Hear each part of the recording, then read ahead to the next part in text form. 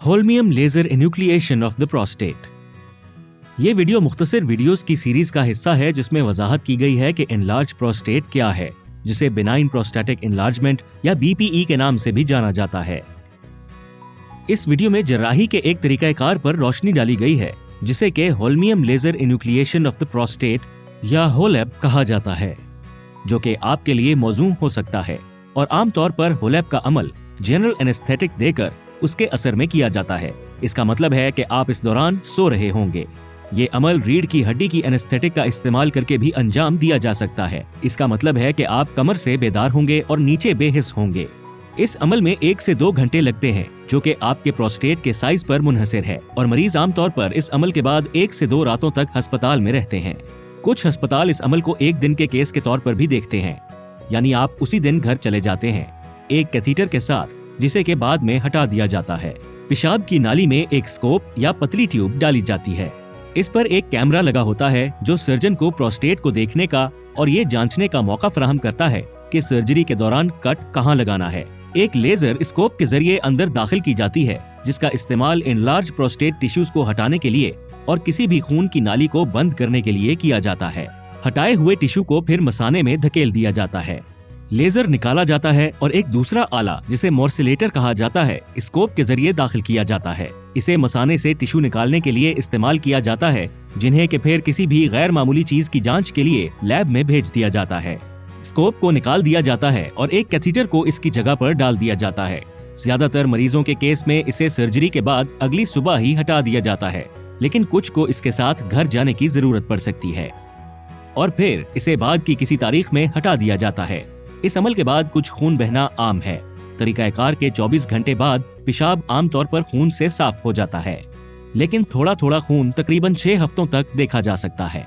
शुरुआत में आपके लिए पेशाब करना दर्द का बायस बन सकता है और आपको मामूल से ज्यादा कसरत से टॉयलेट जाना पड़ सकता है, लेकिन ये आमतौर पर चंद दिनों में खत्म हो जाता है। कुछ मरीजों को ये लग सकता है कि उनका पेशाब थोड़ी मिकदार में लीक होता है, खास तौर पर खांसी के दौरान या किसी चीज को उठाते हुए। ये आमतौर पर चंद हफ्तों या महीनों में खत्म हो जाता है। इस अमल के बाद 1 से 2 हफ्तों तक थकावट महसूस करना आम है और आपको भारी चीजें उठाने या दबाव डालने से गुरेज करना चाहिए। ज्यादातर मरीजों के लिए अलामात को बेहतर होने में चंद महीने लगते हैं। होलेप के तवील मुद्दती फवायद में अलामात से निजात और पेशाब के बहाव में बेहतरी, एनलार्ज प्रोस्टेट के लिए किसी भी दवा की जरूरत ना पड़ना और जिंदगी के मयार में बेहतरी शामिल हैं।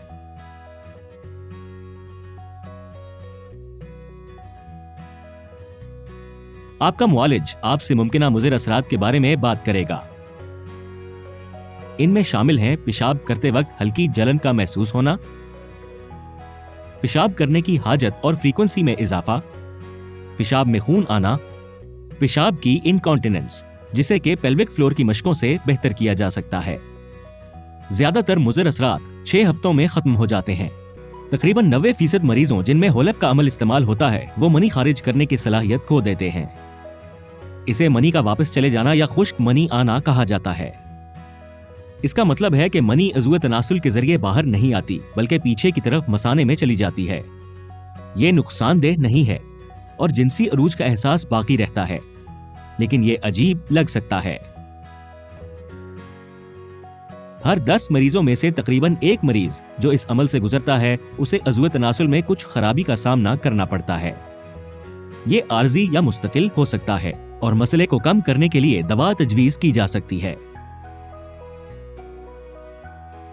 आपका यूरोलॉजी सर्जन मुमकिना इलाज के ऑप्शंस बशमूल मुज़िर असरात पर आपके अपने जाती हालात को सामने रखते हुए आपके साथ तबादला ख्याल करेगा। इस बारे में मजीद मालूमात ऑनलाइन जैसे कि इन वेबसाइट्स पर दस्तयाब है। बराह करम आप अपनी अलामात और उनके इलाज के बारे में अपने डॉक्टर से तबादला ख्याल करें।